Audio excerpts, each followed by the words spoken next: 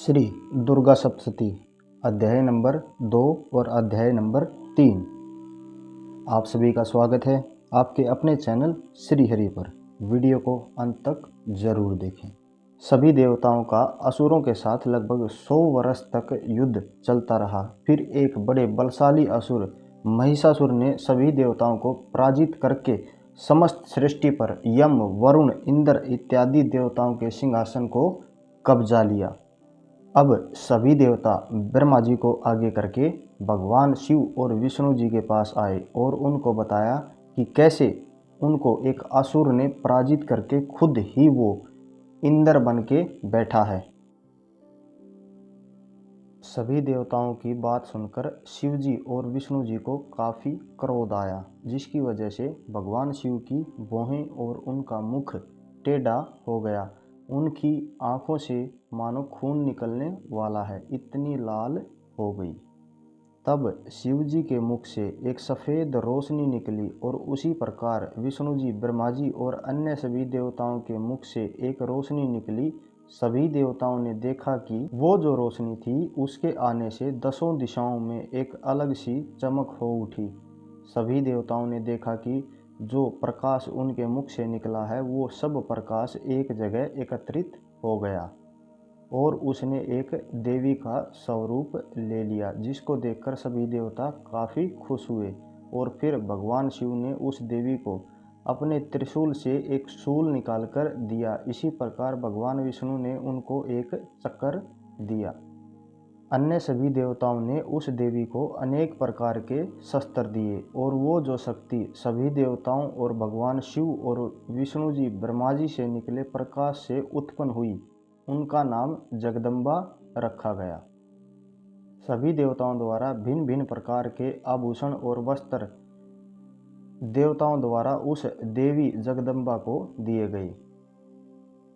फिर सभी देवताओं ने भिन्न भिन्न प्रकार से देवी को शक्ति दी गई और देवी की स्तुति की गई। सभी देवताओं द्वारा देवी पर फूलों की बारिश की गई। तब देवी ने एक हुंकार मारी। उस हुंकार से समस्त ब्रह्मांड कांपने लगा। उसके सामने ब्रह्मांड की सभी ध्वनि फीकी पड़ गई थी। चारों तरफ एक ही गूंज सुनाई दे रही थी।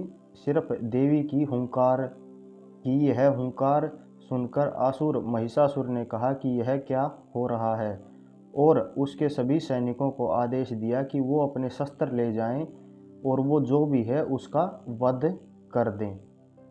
देवी जगदम्बा को मारने की भावना से उत्पन्न महामानु, चामर, चिक्षुर, वास्कल, असिलोमा इत्यादि असुर चल दिए और वहां जाकर देखा एक स्त्री वहां पर घूम रही है, जिससे तीनों लोक उजागर हो रहे थे। सभी असुरों ने बारी बारी देवी को मारने का प्रयत्न किया, परंतु देवी ने सभी असुरों को मृत्यु के घाट उतार दिया। अब देवी की शक्ति से बड़े हुए गण असुरों की मृत्यु को देखकर जोर जोर से नगाड़े और शंख आदि बजाने लगे। जब महिषासुर ने अपने सेना नायक चिक्षुर और चामर इत्यादि दैत्य मारे गए, तब महिषासुर को अत्यंत क्रोध आया और महिषासुर ने एक भैंसे का रूप धारण करके देवी से उत्पन्न हुए सभी गणों को अपने खुरों से मारने लगा। अपनी पूंछ से उसने काफ़ी उद्यम मचाया, परंतु देवी जगदम्बा ने बड़े क्रोध में आकर उस दैत्य को कहा कि जब तक मैं मद का पान कर रही हूँ तब तक तू कुछ कर ले, परंतु आज तेरा वध निश्चित है। फिर देवी ने महिषासुर से युद्ध किया और उसका वध कर दिया। महिषासुर का वध होते ही उसकी सेना में उथल पुथल मच गई। सभी सैनिक इधर उधर भागने लगे। कुछ सैनिक देवी के हाथों मारे गए, कुछ अपनी जान बचाकर भाग गए।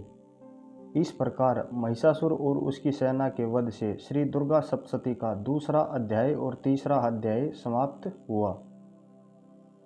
हमने दूसरे अध्याय में जो पढ़ा वो माँ जगदम्बा का चरित्र था और तीसरे अध्याय में महामाया के चंडिका स्वरूप का वर्णन है। महिषासुर के वध के समय माँ महामाया अपने चंडिका रूप में अवतरित हुई थी।